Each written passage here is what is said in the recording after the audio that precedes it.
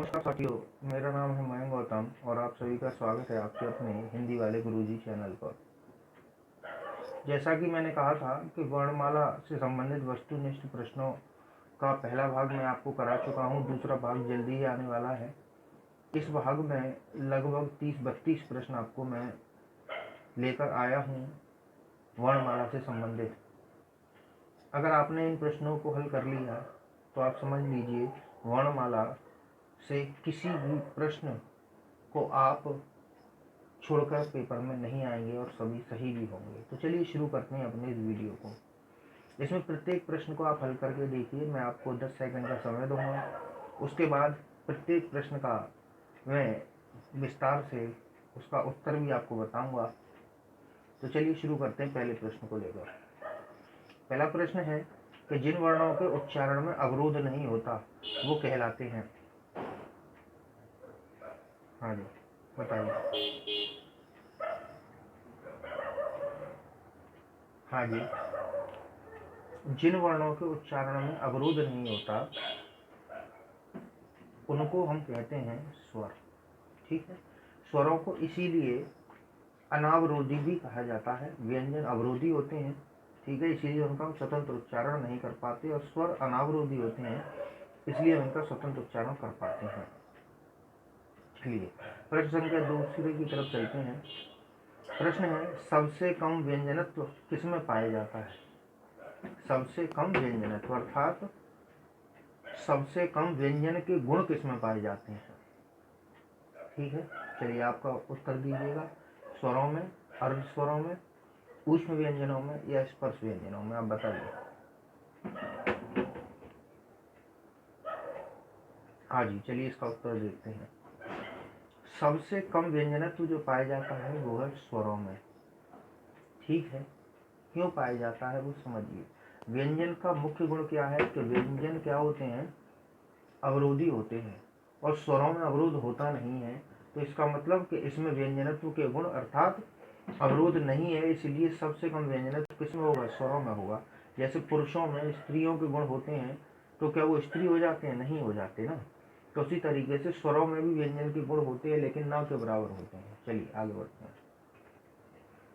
प्रश्न संख्या 3, निम्न में अघोष वर्ण है। हाँ जी, लगाइए। अघोष, सघोष अघोष पढ़े हैं आपने, मैंने वीडियो भी बना रखा है। अघोष, हाँ जी, देखिए तीसरे प्रश्न का जो सही उत्तर है वो है बी। देखिए अ भी सघोष है, अर्थात सभी स्वर सघोष होते हैं। प्रत्येक वर्ग का तीसरा, चौथा, पांचवा सघोष होते हैं।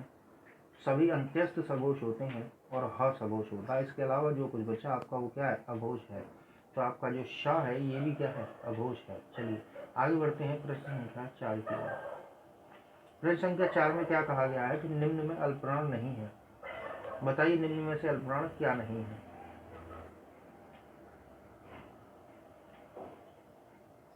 हाँ जी, चलिए देखें इसको। हाँ जी, अल्पप्राण इसमें ई नहीं है।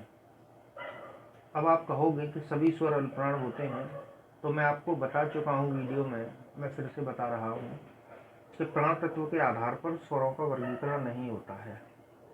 स्वरों का वर्गीकरण नहीं होता है, और यदि स्वरों को माना जाए तो उनको अल्पप्राण माना जा सकता है, लेकिन तब माना जा सकता है ऑप्शन में जब अन्य कोई अल्पप्राण प्रश्न में ना दिया हो।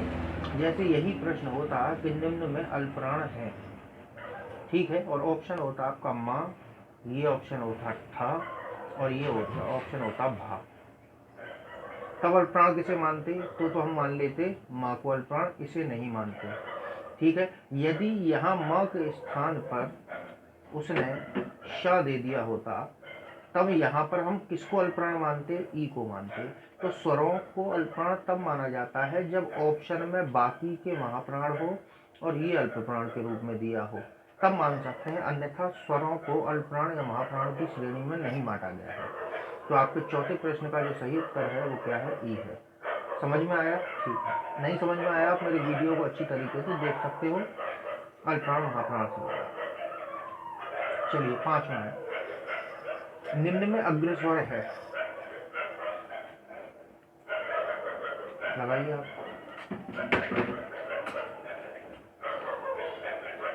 हाँ जी, चलिए 5वें प्रश्न पे चलते हैं।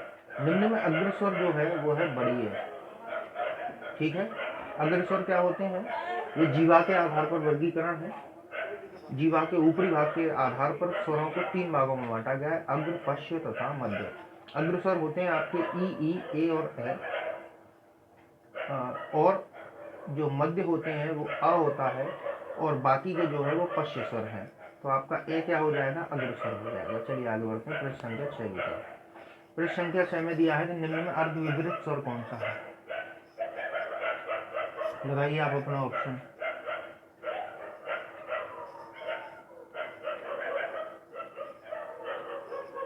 हाँ जी, चलिए निम्न में अर्ध विपरीत स्वर है ओ, बड़ी ओ आपका अर्ध विपरीत स्वर है, ठीक है। ये मुखाकृति के आधार पर स्वरों का वर्गीकरण है। मुखाकृति के आधार पर स्वर 4 प्रकार के होते हैं, समृत, अर्धसमृत, अर्धविपरीत तथा विपरीत। ये कम से लेकर अधिक मुंह खुलने के आधार पर है। समृत में सबसे कम, अर्धसमृत में उससे अधिक, अर्धविपरीत में उससे अधिक, और विपरीत में सबसे अधिक मुख खुलता है। तो अ जो है वो अर्ध विपरीत होता है, और विपरीत जो है वो बड़ा होता है।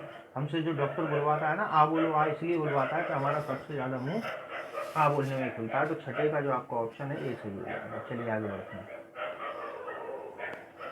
निम्न में वृत्तमुखी स्वर नहीं है। देखो ये वृत्तमुखी भी आ सकता है और वर्तुल भी आ सकता है, ठीक है। वर्तुल, वर्तुल, ठीक है। हाँ जी, वृत्तमुखी आ जाए, वृत्ताकार आ जाए, वर्तुल आ जाए, बात एक ही है। चलिए ऑप्शन आ रहा है।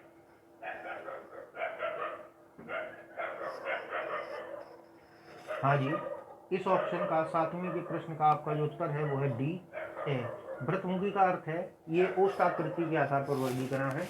ओष्ठाकृति के आधार पर स्वर 2 प्रकार के होते हैं, वृत्तमुखी और अवृत्तमुखी, या अवृत्ताकार या वृत्ताकार। और वृत्तमुखी को वर्तुल कहा जाता है, और अवृत्तमुखी को प्रसृत कहा जाता है। प्रसृत का अर्थ होता है फैले हुए। तो एक उच्चारण में हमारे जो होठ होते हैं वो गोल नहीं होते, इसीलिए इसको अवृत्तमुखी कहते हैं। तो वृत्तमुखी कौन कौन से हो गए? उ हो गया, ओ हो गया और अ हो गया, ठीक है। चलिए हाँ जी, 8वां, निम्न में से किस वर्ण का उच्चारण कंठ से नहीं होता? आप अपना उत्तर लगाइए।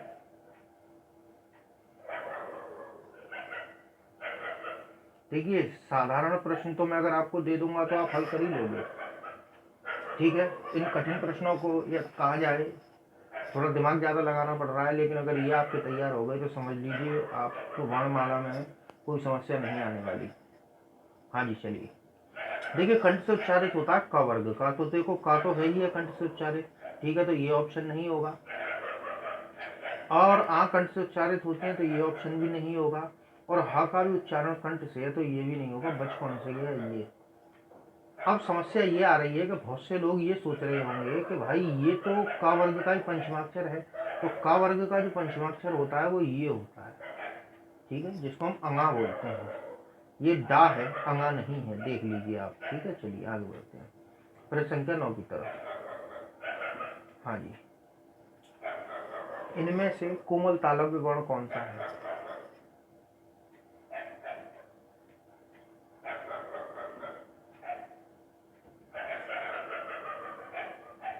हाँ जी, चलिए देखिए इसमें कोमल तालव्य वर्ण है का।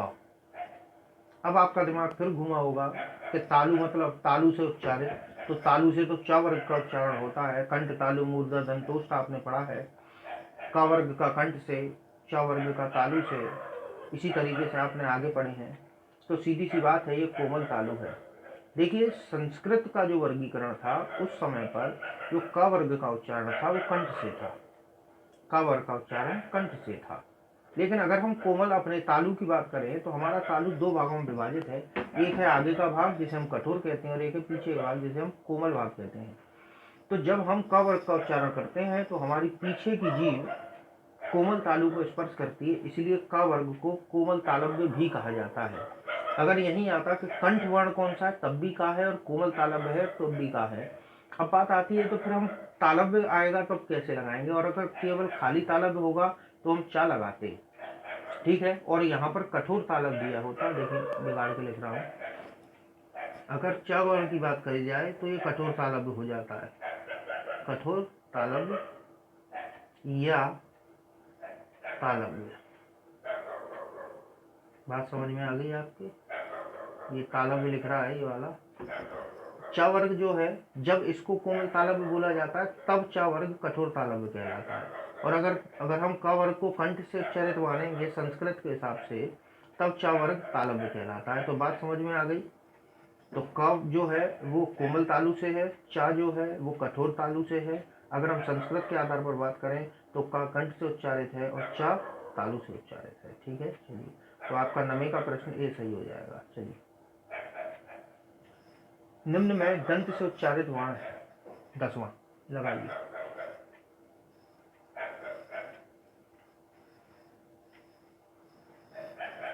चलिए देखते हैं। देखो, दंत से उच्चारित की बात करी जा रही है तो ता वर्ग तो दंत से उच्चारित है ही, और ता वर्ग का ही आता है आपका दा। ठीक है। इसके बाद में बात करी जाए कि या रा ला, तो ला का उच्चारण भी दंत से है। यदि बात करी जाए श श सा, तो ये सा भी दंत से उच्चारित है। तो आपका जो ऑप्शन है 10वें का, वो कौन सा सही हो जाएगा? डी ऑप्शन सही हो जाएगा। चलिए आगे बढ़ते हैं 10वें प्रश्न से 11वें तक। फा का उच्चारण स्थान है, लगाइए। हाँ जी, फा का उच्चारण जो है वो आपका ओष्ठ है। अब फिर वही बात आ गई कि हमने तो कई जगह सर्दी दंतोष्ठ पढ़ा है। जो दंतोष्ठ जो आपने पढ़ा है या आपको जो पढ़ाते हैं अज्ञानवश, तो मैं आपको बता दूं कि हमारे यहाँ एक आगत वर्ण फ का प्रयोग होता है। फन और फन दोनों में अंतर है। देखो, फन और फन दोनों में अंतर है। तो जब हम आगत वर्ण फ का उच्चारण करते हैं तब वो दंतोष्ठ होता है। लेकिन अगर हम अपने फ का उच्चारण करें, फा का, तो ये ओष्ठ से उच्चारित होता है। ठीक है। अब अगर फा आ जाए आपकी में, तो आप क्या लगाओगे? दंतोष्ठ। और फा आएगा तो ओष्ठ लगाओगे। तो 11वें का कौन सा हो जाएगा? आपका ऑप्शन ए हो जाएगा। चलिए 12वें प्रश्न की तरफ चलते हैं। हाँ जी, निम्न में कंठ तालव्य वर्ण कौन सा है? लगाइए। कंठ तालव्य मतलब कंठ और तालु के मेल से जिस वर्ण का उच्चारण होता है। हाँ जी, चलिए इसका उत्तर देखते हैं। कंठ और तालु से जो वर्ण का उच्चारण होता है वो ए है। क्यों? क्योंकि कंठ से अ का उच्चारण होता है और तालु से ई का उच्चारण होता है, और आ और ई मिलाकर ही बनता है ए। तो ए के उच्चारण में कंठ तालु दोनों की आवश्यकता होती है, इसलिए कंठ तालव्य वर्ण हो जाएगा ए। चलिए 13वें प्रश्न की तरफ। ये प्रयत्न के आधार पर वर्गीकरण से प्रश्न दिया गया है कि प्रकंपित या कंपनजात वर्ण कौन सा है इनमें से? ऑप्शन लगाइए आप अपना।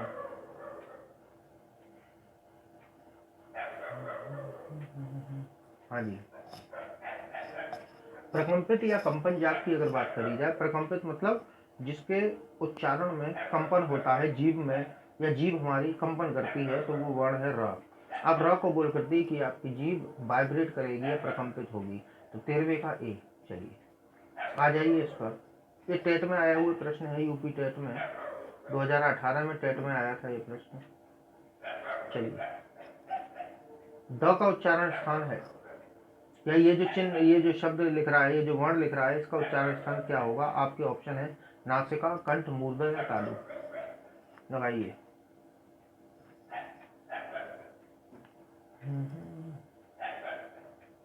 सोच समझ के लगाना भाई लोगों। चलो देखते हैं। ये जो ड है इसका उच्चारण स्थान है मूर्धा।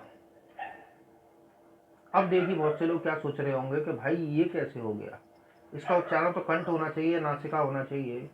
अगर आप देखोगे तो ये भी एक आपकी वर्णमाला में है और एक ये भी आपकी वर्णमाला में है, या मैं इन दोनों को यही लिख दे रहा हूँ। इन दोनों में आपको साफ अंतर दिखाई दे रहा है। एक में साइड में बिंदी है और एक के नीचे बिंदी है। तो जब साइड में बिंदी होती है तो वो क वर्ग का पंचमाक्षर होता है, अर्थात अंगा। और जब ड के नीचे बिंदी होती है तो ये मूर्धा से उच्चारित होने वाला ड है। तो बात क्लियर हो गई। तो इसका उच्चारण कहाँ से होगा? मूर्धा से होगा। अगर मैंने यहाँ ये दे दिया होता तो इसका उच्चारण कंठ और नासिका दोनों हो जाता है। ठीक है, चलिए आगे बढ़ते हैं। निम्न में स्पर्श संघर्षी वर्ण है, लगाइए 15वां प्रश्न। हाँ जी, निम्न में जो स्पर्श संघर्षी व्यंजन है वो है आपका ज। जो च वर्ग है वो स्पर्श भी होता है और उसके उच्चारण में थोड़ा सा संघर्ष भी होता है, इसीलिए इन व्यंजनों को स्पर्श संघर्षी कहते हैं। च छ ज झ, तो ये जो ज है आपका स्पर्श संघर्षी है, तो 15 में का ए। चलिए 16वें प्रश्न पर। किस व्यंजन को पार्श्व व्यंजन भी कहते हैं या पार्श्व व्यंजन कहलाता है? ऑप्शन है आपके सामने य, ल, र और ह। हाँ जी, चलिए इसका जो सही उत्तर है वो है आपका ल। ठीक है, ल को पार्श्विक कहते हैं क्योंकि इसके उच्चारण में जो हमारी जीभ है वायु को रोकने का प्रयास करती है, लेकिन वायु रुकती कहाँ है, वो जीभ के पीछे से उच्चारित हो जाती है या निकल जाती है, तो इसीलिए इसको कहा जाता है पीछे से उच्चारित होने वाला। ठीक है, 17वें प्रश्न की तरफ बढ़ते हैं। गंगा शब्द में अनुस्वार किस वर्ण के स्थान पर आया है? लगाइए आप।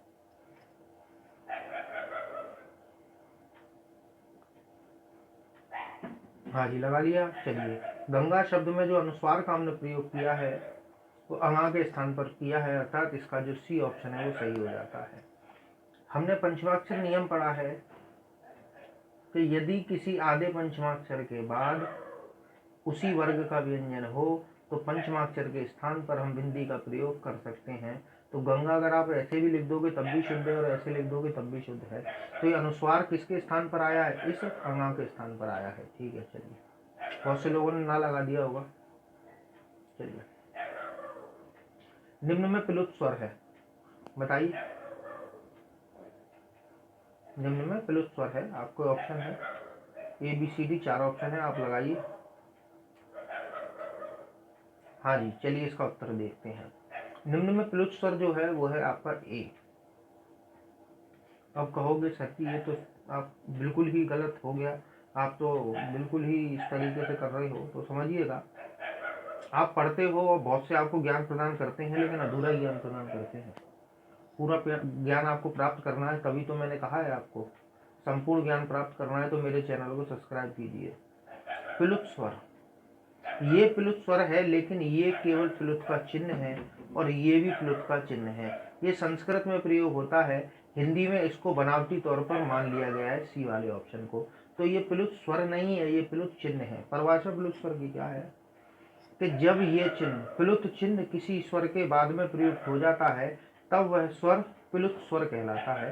तो ये केवल चिन्ह मात्र है, ये स्वर नहीं है। स्वर आपका प्लुत ये है, ये। ठीक है, चलिए आगे बढ़ते हैं।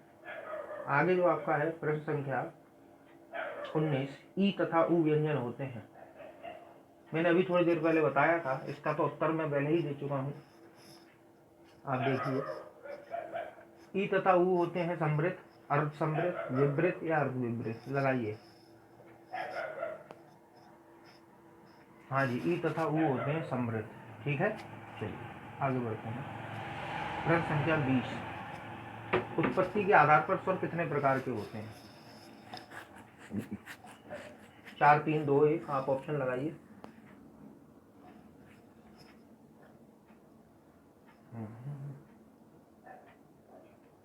हाँ जी, उत्पत्ति के आधार पर जो स्वर होते हैं वो 2 प्रकार के होते हैं, मूल तथा संधि। मूल अर्थात वे स्वर जो किसी के योग से ना बने हों, और संधि स्वर वे स्वर होते हैं जो संधि करके बनते हैं। तो 2 प्रकार के कौन कौन से हुए? मूल और संधि। संधि स्वर फिर से 2 प्रकार के होते हैं, एक होते हैं दीर्घ संधि स्वर और दूसरे होते हैं संयुक्त स्वर। ठीक है, चलिए 21वें प्रश्न की ओर बढ़ते हैं। किस शब्द में र का प्रयोग नहीं हुआ है? क्रम, सर्प, ग्रह और ट्रक। बताइए। हाँ जी, चलिए देखते हैं। जिस शब्द में रा का प्रयोग नहीं हुआ है वो है ग्रह। अब ग्रह की बात करी जाए तो देखो, एक ग्रह ऐसे भी लिखा जाता है, लेकिन इसमें रा आ रहा है, लेकिन इसमें आ नहीं है, रा नहीं है। इसमें रा की जगह हमने री की मात्रा लगा रखी है।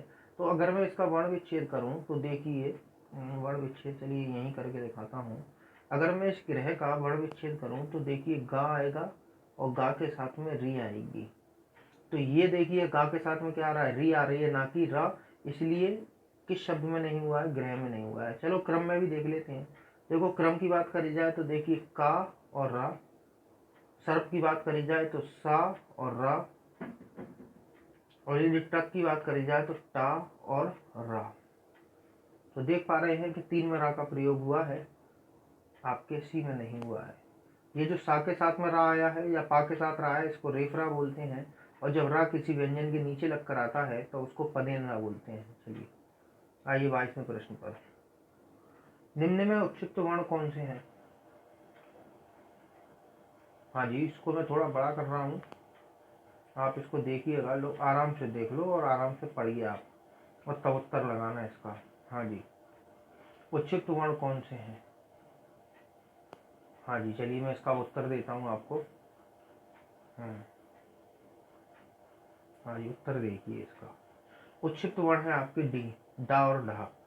देखिए ड के नीचे ये और ढा के नीचे बिंदी लगी होती है, तब वो उच्छिष्ट होते हैं, और जब बिंदी नहीं लगी होती है, जो बी ऑप्शन में है, ये आपके स्पर्श व्यंजन है। याद रखिएगा, उच्छिष्ट व्यंजनों के नीचे बिंदी लगी होती है, और बिंदी लगी होने की वजह से ही पेन नहीं चल रहा मेरा।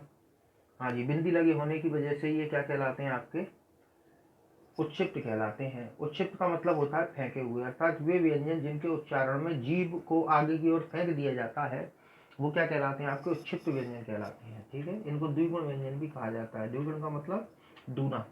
चलिए, दूना प्रयत्न करना पड़ता है, इसीलिए एक तो प्रयत्न इसको छुपाने के लिए करना पड़ता है, और छुपाने के बाद दूसरा प्रयत्न ये है कि इसको आगे फेंक देती है जी। ठीक है, चलिए 23वां प्रश्न, अनुनासिक व्यंजन नहीं है, लगाइए इस प्रश्न को 23 में। हाँ जी, अनुनासिक व्यंजन जो नहीं है आपका, वो ये है।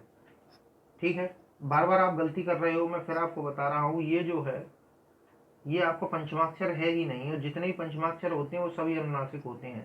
ठीक है, तो ये वाला जो है, अगर ये होता, ये वाला डा होता, ये अंगा होता, तो इसको हम पंचमाक्षर मान सकते थे, और पंचमाक्षरी अनुनासिक होते हैं। और जब कोई व्यंजन अनुनासिक नहीं होता है तो उसके ऊपर चिन्ह लगा दिया जाता है, और वो व्यंजन भी अनुनासिक हो जाता है। जैसे ये जो का है, क के ऊपर ये जो हमने अंक की बिंदी या कहा जाए अनुनासिक लगा दिया है चिन्ह, तो अब ये भी अनुनासिक व्यंजन हो गया है। इसका उच्चारण हो जाएगा का, और ये है ञा, और ये है माँ। तो अनुनासिक का अर्थ है नाक का अनुसरण करने वाले। तो ये जो डा है, इसमें नाक का अनुसरण नहीं हो रहा, तो व्यंजन कौन सा नहीं है आपका, बी नहीं है ऑप्शन। ठीक है, चलिए अब प्रश्न नंबर 24 की तरफ चलते हैं। 24वां प्रश्न है कि श व्यंजन होता है, स्पर्श होता है, अंत्यस्थ होता है, स्पर्श संघर्षी होता है, संघर्षी होता है। हाँ जी, श व्यंजन जो होता है वो संघर्षी होता है। देखिए संघर्ष का मतलब है कि जब हम किसी वर्ण का उच्चारण कर रहे हों, और हमारा जो ध्वनि मार्ग है, या कहा जाए कि जहाँ से ध्वनि निकल कर आ रही है हमारे गले से, वो इतना छोटा हो जाता है कि वायु को संघर्ष खाते हुए बाहर निकलना पड़ता है, अर्थात रगड़ खाते हुए बाहर निकलना पड़ता है, इसीलिए क्या कहलाते हैं, संघर्षी। और जब रगड़ खा के वायु निकलती है तो ऊष्मा उत्पन्न होती है, इसीलिए श हमारा ऊष्म व्यंजन भी कहलाता है। चलिए 25वें प्रश्न पर, अंत्यस्थ व्यंजन कौन कौन से हैं? अंत्यस्थ व्यंजन होते हैं, चलिए देखिए, होश होते हैं, अल्पप्राण होते हैं, और भी दोनों होते हैं, इनमें से कोई नहीं होते। तो लगाइए इसका आपका सी सही है। ये अंत्यस्थ जितने व्यंजन है वो सभी के सभी घोष भी हैं, लघुघोष कह लो या सघोष कह लो, और अल्पप्राण भी होते हैं। चलिए 26वां, वर्ष वर्ण कौन कौन से हैं? वर्ष वर्ण बताने हैं आपको। वर्ष का अर्थ होता है मसूड़े। ठीक है, ये हिंदी में ये वर्गीकरण किया गया है, संस्कृत में प्राय वर्गीकरण नहीं माना जाता था, हिंदी में ये आकर वर्गीकरण हुआ है। चलिए ऑप्शन लगा लिया आपने, इसका सही उत्तर है आपका बी। देखिए न, ल, र और स, ये 4 व्यंजन वर्ग से होते हैं, अर्थात इनका उच्चारण मसूड़े से होता है। ठीक है, द्वित्व व्यंजन का प्रयोग किसमें हुआ है? 27वां प्रश्न, अन्न, मदद, उद्वेग, श्री। हाँ जी, द्वित्व। द्वित्व व्यंजन का जो प्रयोग हुआ है वो ए में हुआ है। द्वित्व व्यंजन का मतलब है, देखिए पुलिस की परीक्षा में बहुत बार आ चुके प्रश्न है। द्वित्व का मतलब होता है द्वितत्व, अर्थात जिस व्यंजन के दोनों ही व्यंजन या ऐसे संयुक्त व्यंजन जिसके दोनों व्यंजन एक जैसे हों, तो वो व्यंजन क्या कहलाते हैं? द्वित्व व्यंजन कहलाते हैं। बस होना क्या चाहिए कि दोनों व्यंजन एक साथ चिपक कर आए हों। अब यहाँ देखो, ये दा और दा है तो यही, लेकिन इन दोनों के बीच में आ रहा है, तो इसको हम द्वित्व व्यंजन नहीं कहेंगे। यहाँ ये दोनों व्यंजन चिपक कर आए हैं तथा इनके बीच में स्वर नहीं है।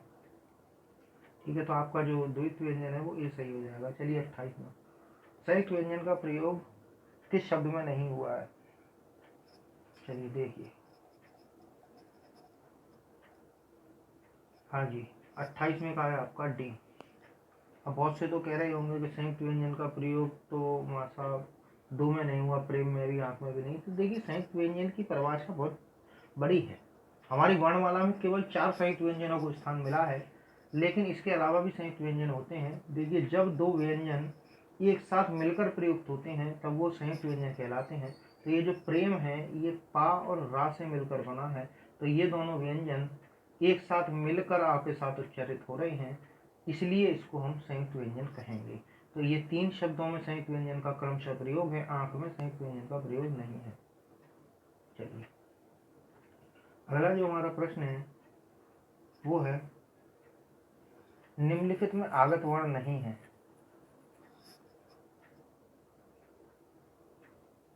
हाँ जी, 19वां जो प्रश्न है इसका सही जो उत्तर है आपका वो है डी। देखिए, नुक्ता लगे हुए 5 वर्णों को राजर्षि प्रसाद सितारे हिंदी जी ने अरबी फारसा की या फारसी भाषा की ध्वनियों को लिखने के लिए इन वर्णों का विकास हिंदी में करने की सिफारिश करी थी। वो 5 थे, क, ख, ग, ज और फ। जो हमारे परंपरागत वर्ण हैं हिंदी में, उन्हीं वर्णों के नीचे नुक्ता लगाकर इन 5 वर्णों को हिंदी में लाने की सिफारिश करी थी। तो ये उच्चारण इनका क्या हो जाता है? क, ख, ग, ज और फ। ठीक है, तो ये जो फ है यहाँ पर हमने ऑप्शन में क्या दिया? फा। ये हमारा परंपरागत है और ये आपका आगत है। तो यहाँ मैंने पूछा क्या है? आगत नहीं है, तो आपका फा सही हो जाएगा। चलिए 30वां प्रश्न, निम्नलिखित में सवर्ण स्वरों का युग्म नहीं है। सवर्ण का मतलब समान स्वरों का युग्म नहीं है। ऑप्शन लगाइए आप। हाँ जी, चलिए देखते हैं, इसका उत्तर है डी। अब कहोगे कि सर जी ए और ए तो समान होने चाहिए, इसमें तो सभी ऑप्शन एक जैसे हैं, तो ऐसा नहीं है। अ और आ समान स्वर कहे जाते हैं क्योंकि इनका जो मेल है वो समान स्वरों से हुआ है, इसीलिए समान कहलाते हैं। अ और आ समान है। आ में भी आ और आ ही तो मिले हुए हैं। चलिए, ई और ई की बात करी जाए तो ई और ई में ई और ई ही है। ठीक है, ऊ और ऊ में ऊ और ऊ ही है। और ए और ए की अगर बात करी जाए तो छोटी ए में आ और ई है, तो यही दोनों पहले तो असमान हो गए। ठीक है, और ए में क्या है कि आ और ए मिलता है, तो ये असमान हो गया। यह सीधी सी बात है कि जब दो समान स्वरों को मिलाकर एक समान स्वर बनता है तो वो पहले वाले स्वर और दूसरे वाले स्वर मिलकर दोनों क्या कहलाते हैं? सवर्ण कहलाते हैं, समान कहलाते हैं। तो ये 3 तो समान है और डी आपका समान नहीं है। चलिए, अब बात करते हैं 31। 31वां प्रश्न क्या है कि कंबल शब्द में कौन सी ध्वनि है?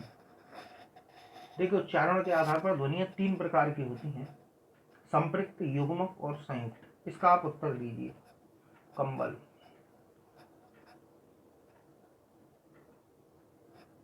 हाँ जी, इसका जो उत्तर है वो है संपृक्त ध्वनि। संपृक्त ध्वनियां क्या होती हैं कि जब कोई ध्वनि दो व्यंजनों से संयुक्त हो जाती है या दो व्यंजनों के बीच में फंस जाती है, तो उसी को हम क्या कहते हैं? संपृक्त ध्वनि कहते हैं। यहाँ पर क व्यंजन और व व्यंजन के बीच में ये जो माँ व्यंजन फंस गया है या इसका उच्चारण इन दो व्यंजनों के सहारे हो रहा है, तो इसी को हम क्या कहते हैं? संपृक्त कहते हैं। युग्मक क्या होता है कि जब दोनों ही ध्वनियाँ एक जैसी हों, जिसको हम द्वित्व व्यंजन भी कहते हैं। संयुक्त व्यंजन क्या होता है कि जब दो व्यंजनों का उच्चारण एक स्वर के सहारे हो, तो जैसे ये प्र है, अब ये प्र में क्या हो रहा है कि पा और रा का उच्चारण अ से हो रहा है, तो ये क्या है? संयुक्त है। युग्मक क्या है कि अगर मैं यही लिख दूं क और क, जैसे क, अब ये क और क जो लिखे हैं मैंने, ये क्या है? आपके युग्मक है। चलिए आगे बढ़िए, 32वां प्रश्न और आखिरी प्रश्न, रात शब्द में किस प्रकार का अक्षर है? ठीक है, अक्षर दो प्रकार के होते हैं, मुक्ताक्षर और बदाक्षर। ये बद अक्षर लिख रखा है, जैसे बदाक्षर होता है, ठीक है, इसको सही कर लेना आप, बदाक्षर, ठीक है।